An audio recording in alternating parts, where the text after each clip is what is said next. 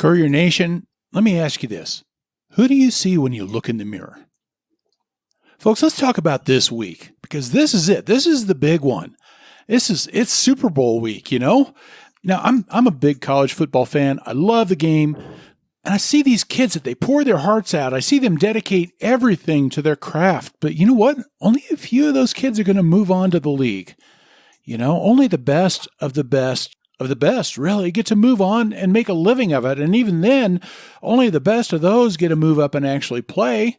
And then they go out there and they compete with the best of everybody else.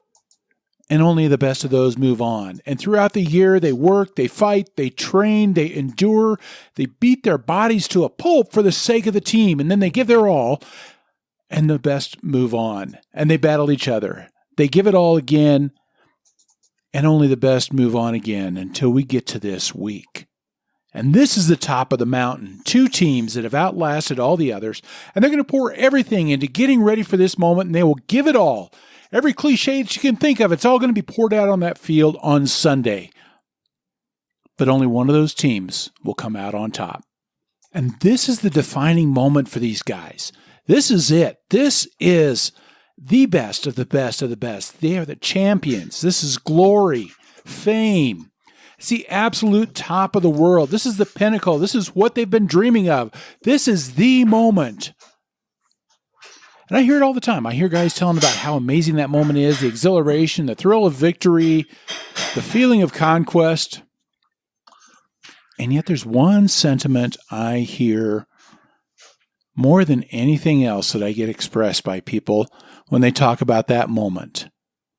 At some point, the exhilaration wears off and they ask, is that all there is? This is what they have dedicated their life to. And then they get there and it's like, oh, that's awesome, but is that it? We look at ourselves in the mirror and then we look at those guys that are on the big stage this week and it's easy to compare. You know, it's easy to look at people like that and to think we're just nobody. It's easy for us to say, I'm just a delivery person. You know, it's easy to kind of get this thing where you hide the delivery bags. You make sure they're put away so that the neighbors don't walk by and see them in the back of your car. You slouch when you walk into the restaurant to pick up the food because you hope that nobody you know is in there watching you come in to deliver. You know, what are people going to think if they know that that's how I'm making money? So we think we're nothing like those guys. But you know what happens to these guys that are going to play on Sunday? For too many of them, when the peak is that high, the drop is just as far. And football careers, they end quickly. That's why the NFL is called not for long, you know? And then what? Guys, for too many people, it is such a hard life afterwards. It's a harder life than I think most of us even know. And part of it is because you can never get back to where they were. That defining moment was because what they did defined them. And when the moment that defined your life happens and you've got so much of life to live afterwards, well, now what? What they did defined them. Now, I don't know what you see when you look in the mirror, but I'm going to tell you what I see. I see somebody who is dedicated to the things that are important. I see somebody who has a why. It's a very deep and abiding why. There's a reason that you go out and do this. I see somebody who you care like crazy for your family. I see somebody who cares about your passions, who cares about the things that you want to do, that you want to accomplish. I see somebody, that person that you're looking at in the mirror, I see someone who does it because it gives you the ability to earn decent money on a flexible schedule. Or I see somebody who works your ass off in a regular job and then you go out and do this. All of this so that you can pursue dreams or passions or that you can take care of the things that mean the world to you. I see somebody so passionate about what is important to you that you find this opportunity that allows you to go out and pursue those passions. And I see in you somebody who's defined yourself, not somebody who's defined by what you do. I see someone who what you do is defined by who you are.